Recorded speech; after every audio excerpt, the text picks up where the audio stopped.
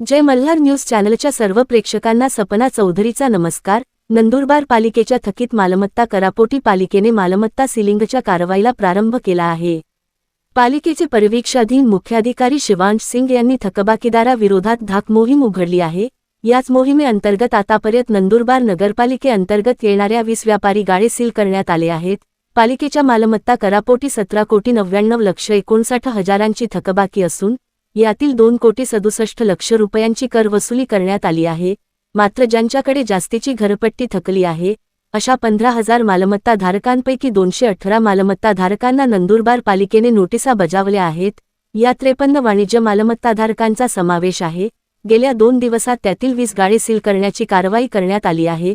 परिवीक्षाधीन मुख्याधिकारी शिवांश सिंग यांनी सांगितले की नगरपालिकेचा महसूल वाढविण्यासाठी थकबाकी वसुली मोहीम राबविण्यात येत आहे। कर न भरणाऱ्या व्यावसायिकांवर नियमानुसार कारवाई केली जाईल।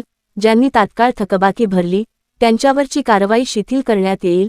या कारवाई दरम्यान कर निरीक्षक सुनील चौधरी, शशी वाघ, संजय वळवी, ईश्वर पाटील व नगरपालिकेचे कर्मचारी तसेच पोलीस कर्मचारी उपस्थित होते। या कारवाईमुळे थकबाकीदार व्यावसायिकांमध्ये खळबळ उडाली असून अनेकांनी तातडीने कर भरण्यासाठी नगरपालिकेकडे धाव घेतली आहे। नगरपालिकेच्या या कारवाईमुळे इतर थकबाकीदारांना इशारा मिळाला असून आगामी काळातही अशी मोहीम सातत्याने राबविण्यात येणार असल्याचे प्रशासनाकडून स्पष्ट करण्यात आले आहे। सपना चौधरी, जय मल्हार न्यूज, नंदुरबार। नमस्कार, माझं नाव शिवांश सिंग आहे। मी मुख्य अधिकारी नंदुरबार नगर परिषद आहे। आता आपण एक मोहीम राबव केलेली आहे। आपण सर्वांना ज्यांच्या वाणिज्यिक व्यवसाय आहे, ज्यांच्याकडे थकबाकी आहेत त्यांना सर्वांना आपण नोटीस वाटप केलेले आहे, बिल वाटप केलेले आहे आणि नोटीस वाटपचं काम चालू आहे। जर तुम्हाला नोटीस भेटला लवकर ते लवकर तुम्ही तुमचं थकबाकी आणि चालू मागणी भरून द्या। आमचं आता सील करायचं काम चालू आहे। एकदा आपण नोटीस वाटप केले त्याच्या 7 दिवस नंतर आपण तुमचे प्रॉपर्टी सील करणार आहे। नगर परिषदची ही मोहीम चालू आहे, तर माझी ही रिक्वेस्ट आहे की तुम्ही लवकर ते लवकर तुमचा सगळा थकबाकी किंवा आणि चालू मागणी भरून द्या।